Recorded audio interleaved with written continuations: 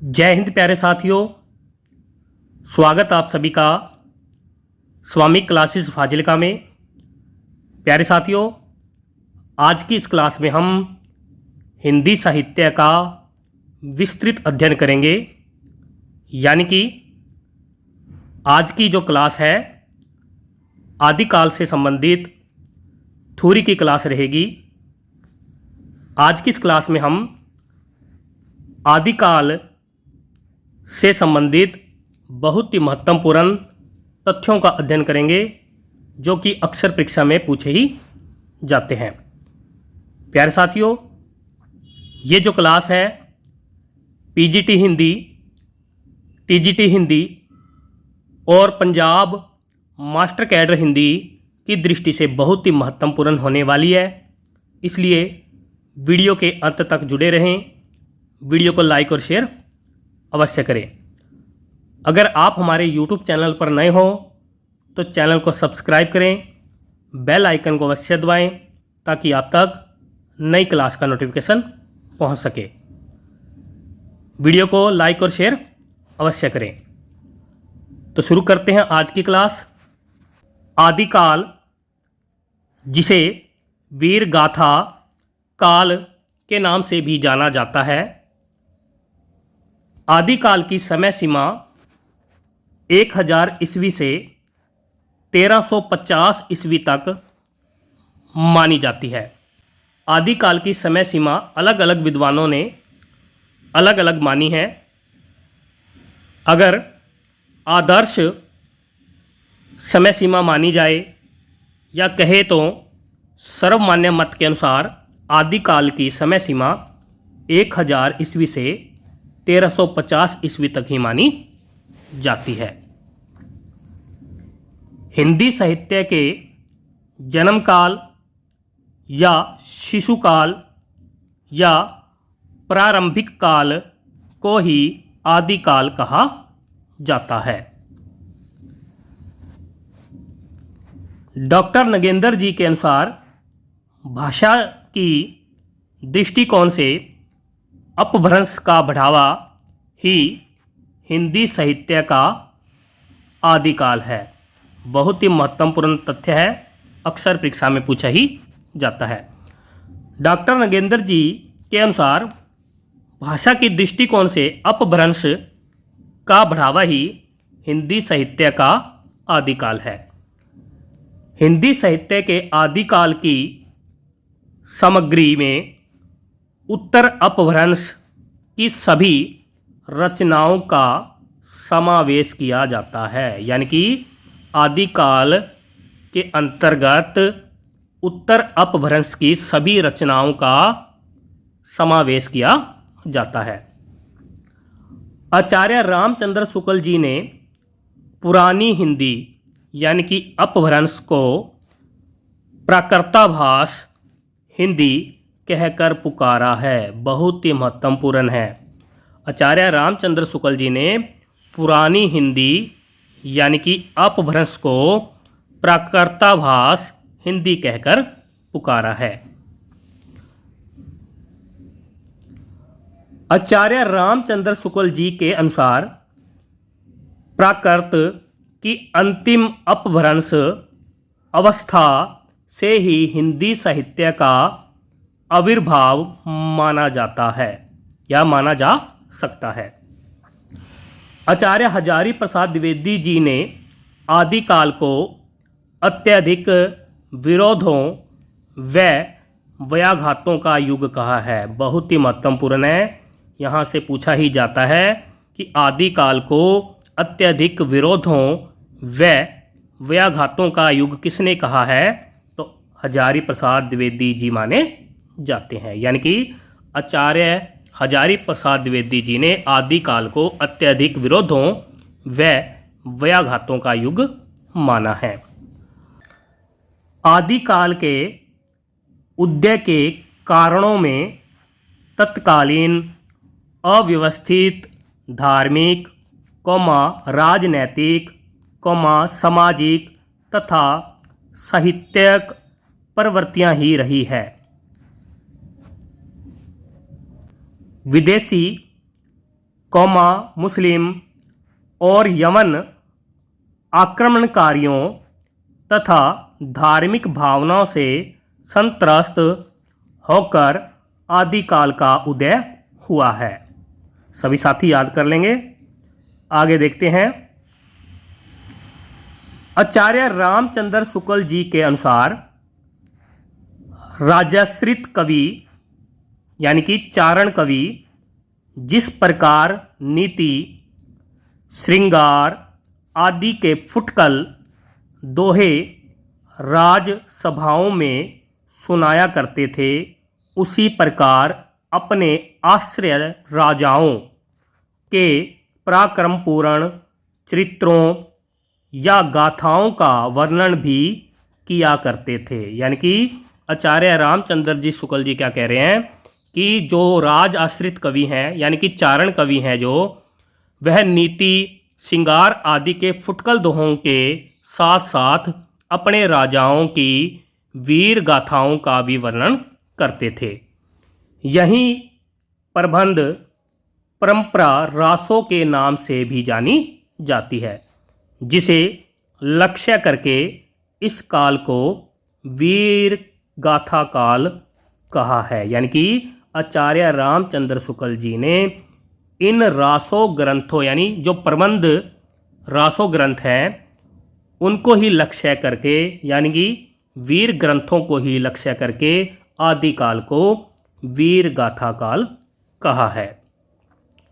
आगे देखते हैं। आदिकाल की समय सीमा देखते हैं। अलग अलग विद्वानों ने अलग अलग आदिकाल की समय सीमा मानी है। जैसे आचार्य रामचंद्र शुक्ल जी और नागरी प्रचारणी सभा काशी के अनुसार आदिकाल का समय 1050 विक्रमी संवत से 1375 विक्रमी संवत तक माना जाता है। यानी कि ईस्वी सन में देखें तो 993 ईस्वी से 1318 ईस्वी तक आदिकाल की समय सीमा आचार्य रामचंद्र शुक्ल जी ने और नागरी प्रचारणी सभा ने मानी है। आप सभी को पता है कि विक्रमी संवत में 57 वर्ष को घटा देते हैं तो हमें ईस्वी सन प्राप्त हो जाता है। आपको जिस प्रकार से भी याद करना है आप याद कर सकते हो। विक्रमी संवत में या ईस्वी सन में आप याद कर सकते हो। आचार्य हजारी प्रसाद द्विवेदी जी और विश्वनाथ जी के अनुसार आदिकाल का समय 1000 विक्रमी से संवत से लेकर 1350 विक्रमी संवत तक माना जाता है। यानी कि ईस्वी में देखें तो 943 ईस्वी से 1293 ईस्वी तक आदिकाल की समय सीमा आचार्य हजारी प्रसाद द्विवेदी जी और विश्वनाथ जी ने मानी है। सभी साथी याद कर लेंगे। आगे देखते हैं। मिस्र बंधुओं जी के अनुसार आदिकाल का आरंभ 700 विक्रमी संवत से माना जाता है। ईस्वी सन में देखें तो 643 ईस्वी से माना जाता है।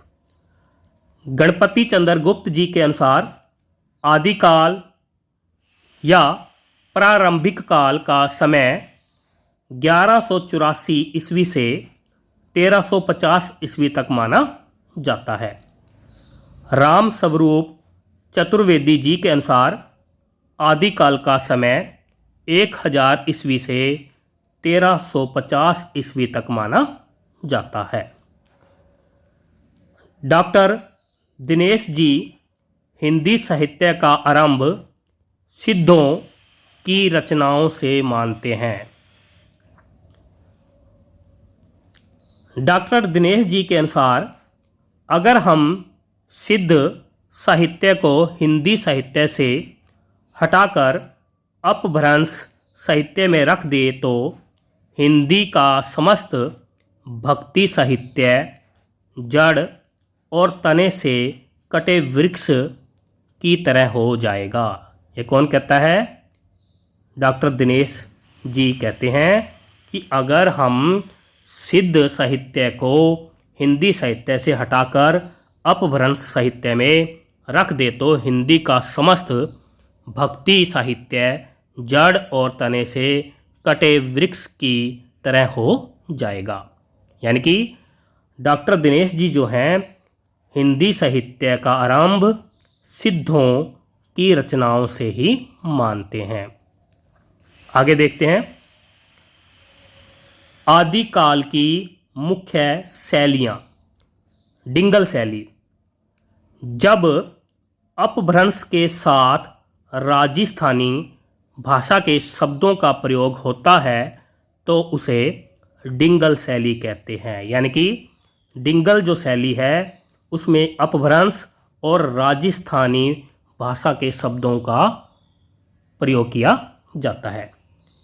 इसमें यानी कि डिंगल शैली में कठोरता और कर्कशता होती है।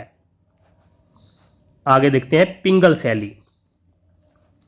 पिंगल शैली, जब अपभ्रंश के साथ ब्रज भाषा के शब्दों का प्रयोग होता है तो उसे पिंगल शैली कहते हैं। यानी कि पिंगल शैली के अंतर्गत अपभ्रंश और ब्रज भाषा को शामिल किया जाता है।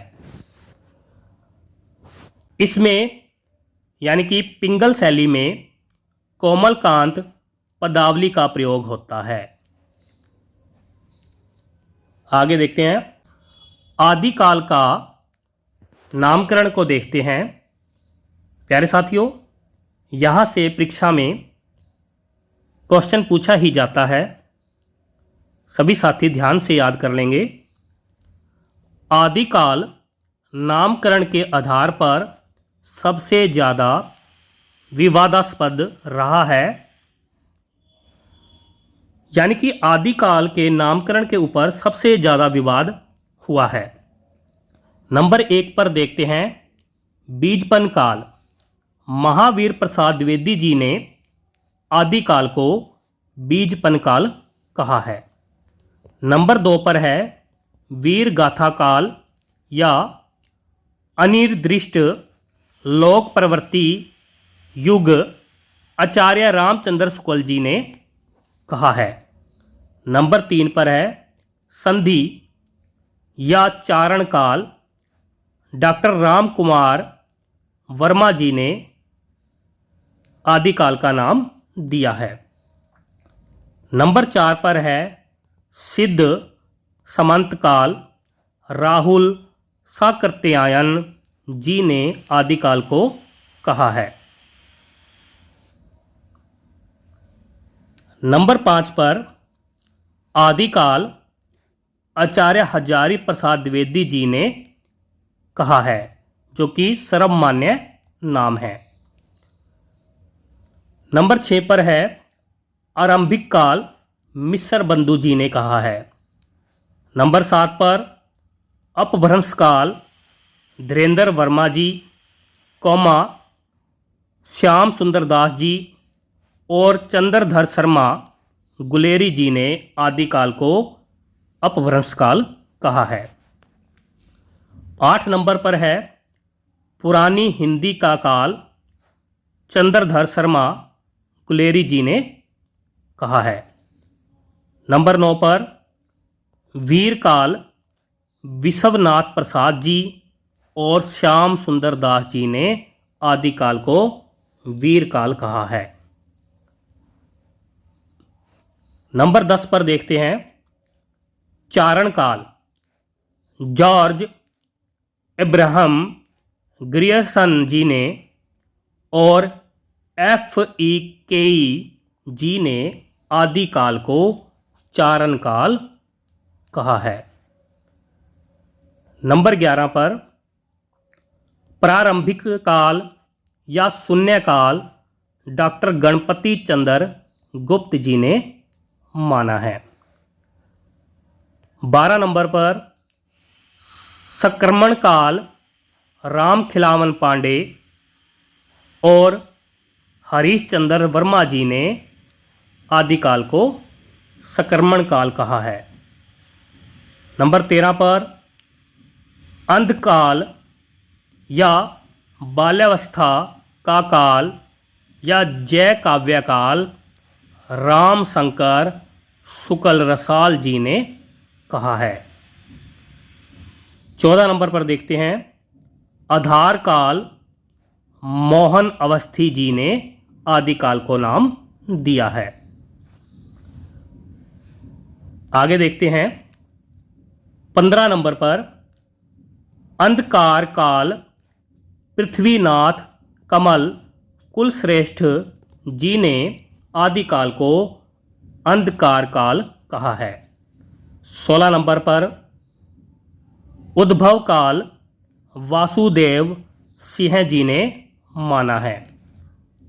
17 नंबर पर अपभ्रंश काल जातीय साहित्य का उदय बच्चन सिंह जी ने माना है। 18 नंबर पर वीर प्रशस्ति युग विजेंद्र स्नातक जी ने माना है। 19 नंबर पर प्राचीन काल शंभुनाथ सिंह जी ने आदिकाल को नाम दिया है। 20 नंबर पर संक्रांति काल राम प्रसाद मिश्र जी ने आदिकाल को नाम दिया है। और 21 नंबर पर है आविर्भाव काल श्लेष जेदी जी ने आदिकाल को नाम दिया है। सभी साथी याद कर लेंगे, बहुत ही महत्वपूर्ण तथ्य हैं, अक्सर परीक्षा में पूछे ही जाते हैं। आदिकाल के नामकरण से संबंधित परीक्षा में क्वेश्चन पूछा ही जाता है। आगे देखते हैं आदिकाल की महत्वपूर्ण परिस्थितियां। किसी भी काल का इतिहास वहाँ के समाज का दर्पण होता है। किसी भी युग का साहित्यकार एवं साहित्य तत्कालीन परिस्थितियों से प्रभावित हुए बिना नहीं रह सकता। आचार्य रामचंद्र शुक्ल जी के अनुसार प्रत्येक देश का साहित्य वहाँ की जनता की चित्तवृत्ति का संचित प्रतिबिंब होता है। बहुत ही महत्वपूर्ण कथन है आचार्य रामचंद्र शुक्ल जी का, अक्सर परीक्षा में पूछा ही जाता है। आचार्य रामचंद्र शुक्ल जी क्या कहते हैं? प्रत्येक देश का साहित्य जो है वहाँ की जनता की चित्तवृत्ति का संचित प्रतिबिंब होता है। सभी साथी याद कर लेंगे। आगे देखते हैं जनता की चित्तवृत्ति के परिवर्तन के साथ साथ साहित्य के रूप में भी परिवर्तन होता चला जाता है। यानी कि जब जनता की चित्तवृत्ति में परिवर्तन होता है तो साहित्य के रूप में भी परिवर्तन हो जाता है। जनता की चित्तवृत्ति बहुत कुछ राजनीतिक, सामाजिक, सांप्रदायिक तथा धार्मिक परिस्थितियों के अनुसार होती है। नंबर 1 पर देखेंगे राजनीतिक परिस्थितियां।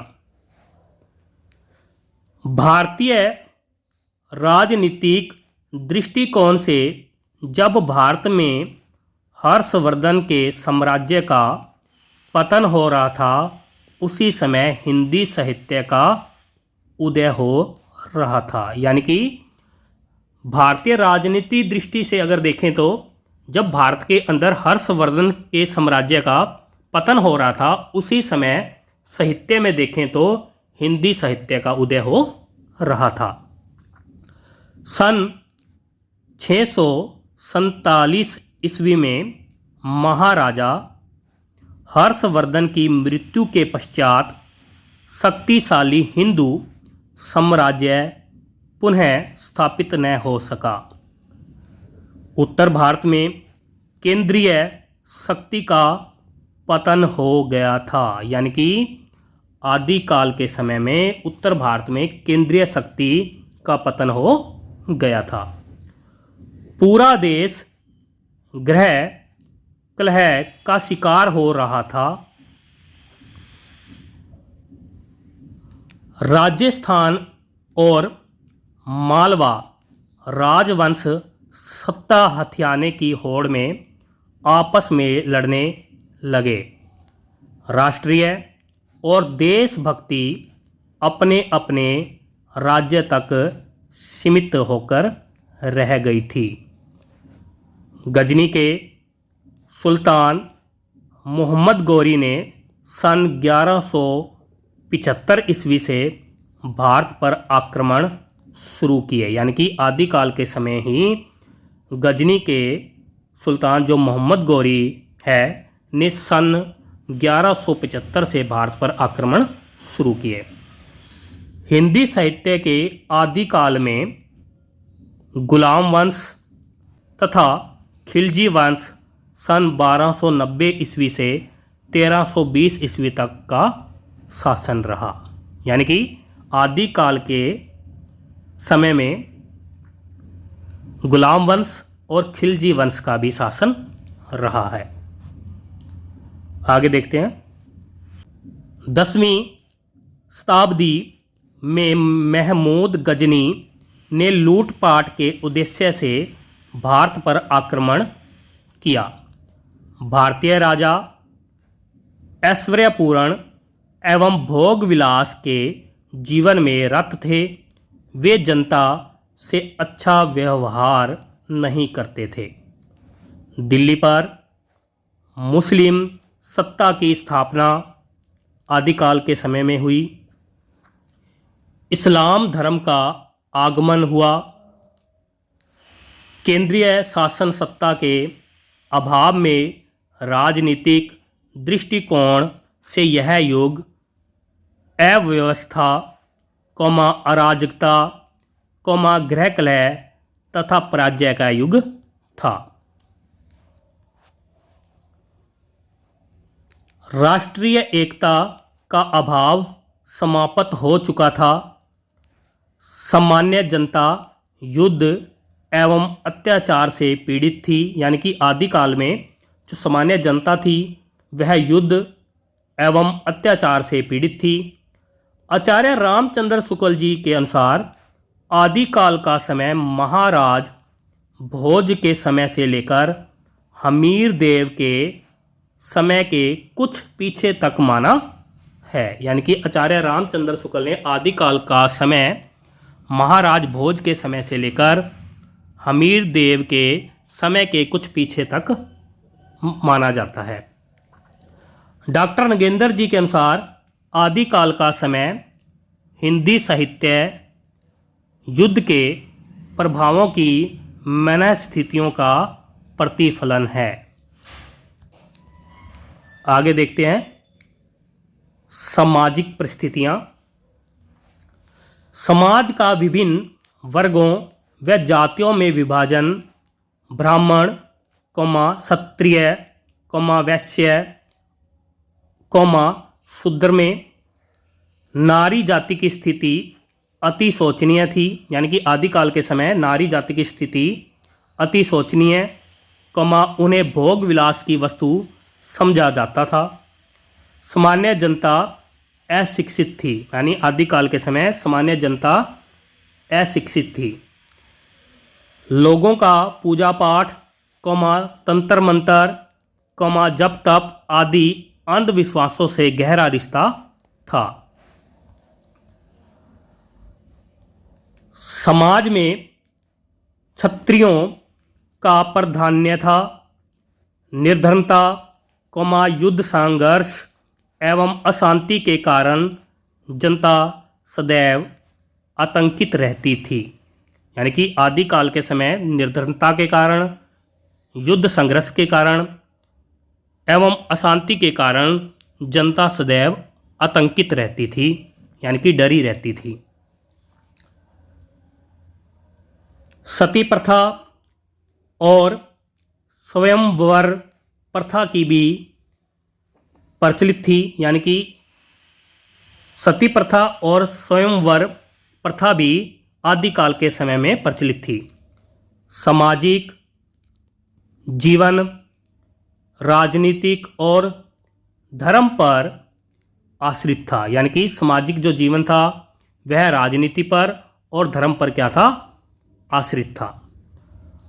वर्ग भेद के कारण जाति पाति की कट्टरता बहुत बढ़ गई थी। ब्राह्मणों का जातीयाभिमान सर्वोपरि था। असंयम एवं अनैतिकता का बोलबाला था आदिकाल में। धार्मिक परिस्थितियां देखते हैं। धार्मिक परिस्थितियां, इस समय अनेक प्रकार के धार्मिक मतांतरों का अस्तित्व था। इस काल में धार्मिक दृष्टि से 3 संप्रदायों सिद्ध, कौमानाथ और जैन का विशेष प्रभाव था। सिद्धों की प्रतिक्रिया स्वरूप नाथ संप्रदाय का उदय हुआ। भारत के पश्चिमी प्रदेशों विशेषकर गुजरात में जैन संप्रदाय का अधिक प्रचार था। इस धार्मिक अशांति के कारण भी विभिन्न धर्मों के मूल रूपों में विकृतियां आ गई थी। जैन कवियों, कौमानाथों, कौमासिद्धों ने लोगों को आध्यात्मिकता का उपदेश दिया। इस्लाम धर्म का आगमन हुआ, यानी कि आदिकाल में इस्लाम धर्म का भी आगमन हो गया था। अशिक्षित लोगों पर तंत्र मंत्र, कौमा जादू टोना और चमत्कार प्रदर्शन का प्रभाव था।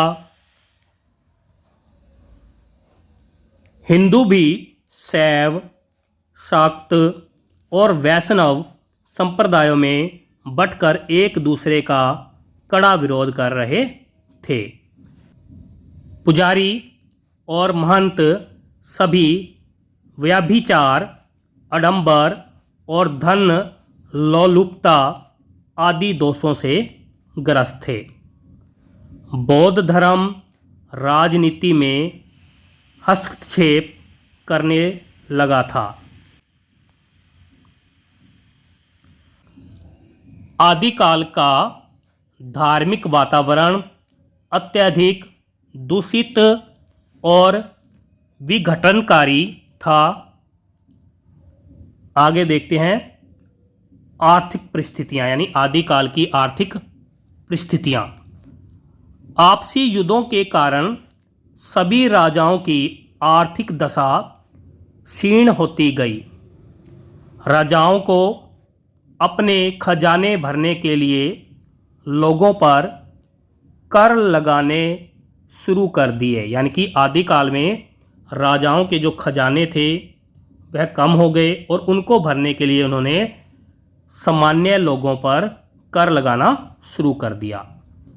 धन प्राप्ति के लिए लोगों पर अत्याचार करने लगे।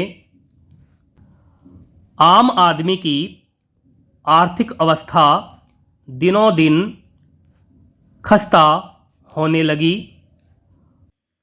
आरंभ में मुस्लिम आक्रमण मात्र लूटपाट के लिए ही हुए, जिससे देश की आर्थिक दशा और भी बिगड़ गई। आगे देखते हैं सांस्कृतिक परिस्थितियां, यानी कि आदिकाल की सांस्कृतिक परिस्थितियां। मुसलमानों के आने से पूर्व यह देश अपनी ललित कलाओं के लिए जाना जाता था। चित्रकला, कौमा मूर्तिकला, कौमा वास्तुकला, कौमा संगीत कला में भारत को गौरवमय स्थान प्राप्त था। मुस्लिम राजाओं ने धर्म परिवर्तन को बढ़ावा दिया, किंतु कलाओं के विकास पर एक तरह से रोक लगा दी। सम्राट हर्षवर्धन के समय भारत सांस्कृतिक दृष्टि से अपने शिखर पर था। हिंदुओं की स्थापत्य कला धार्मिक भावना से ओतप्रोत तथा अत्यंत उच्च कोटि की थी। मुस्लिम आक्रमणों तोड़फोड़ तथा धर्मांतरण आदि के कारण आदिकालीन भारतीय संस्कृति ह्रासोन्मुख थी। इस प्रकार आदिकाल को हम भारतीय कलाओं के ह्रास का युग भी कह सकते हैं। आदिकाल की साहित्यिक परिस्थितियाँ राजभाषा अरबी और फारसी थी, यानी कि आदिकाल के समय राजभाषा अरबी और फारसी थी।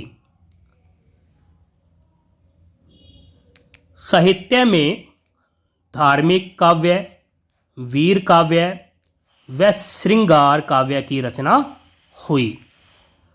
आनंदवर्धन, अभिनव गुप्त, कुंतक, शमेंदर, मम्मट, राजशेखर व विश्वनाथ आदि आचार्यों ने काव्य शास्त्र की रचनाएं की।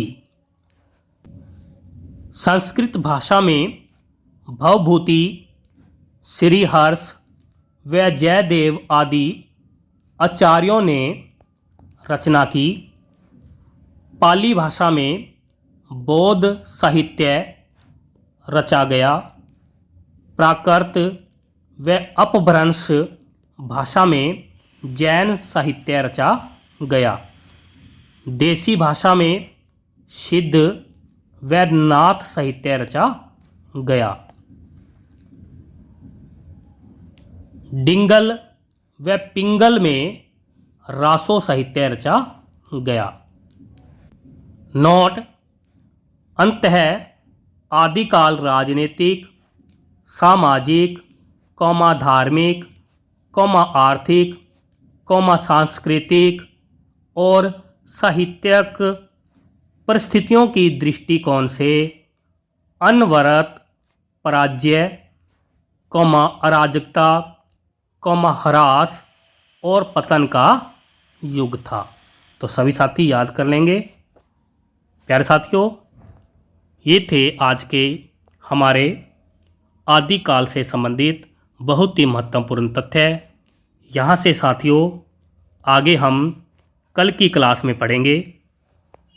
आशा करता हूँ कि आज की इस क्लास में आपको बहुत कुछ नया सीखने को मिला होगा और आपको क्लास अच्छी लगी होगी। इसी प्रकार से अध्ययन करने के लिए चैनल को सब्सक्राइब करें, बेल आइकन को अवश्य दबाएं ताकि आप तक नई क्लास का नोटिफिकेशन पहुंच सके।